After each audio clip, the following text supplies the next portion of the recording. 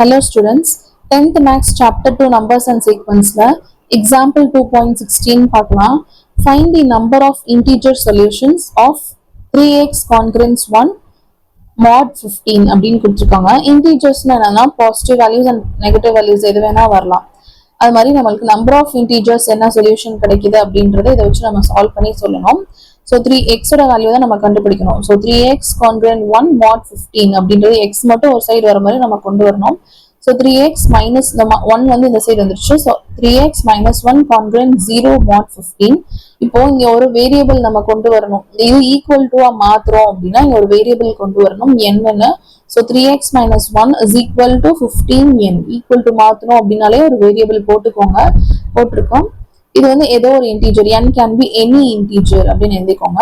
இப்போ x மட்டும் இந்த சைடு வச்சுக்கணும்னு சொல்லியிருக்கேன் இல்லையா. So 3x is equal to 15n. இந்த மைனஸ் 1 இங்க வரும்போது பிளஸ் 1 ஆயிடுச்சு.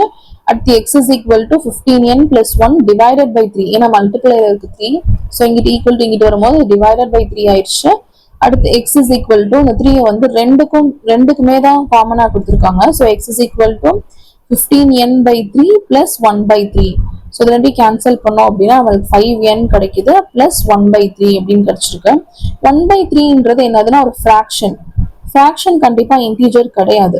as 1 by 3 is not an integer, ஃப்ராக்ஷனோட ஒரு நம்பர் மல்டிபிள் பண்ணோம்னா கண்டிப்பா அதுவும் இன்டீஜரா இருக்காது. So 5n plus 1 by 3 cannot be an integer.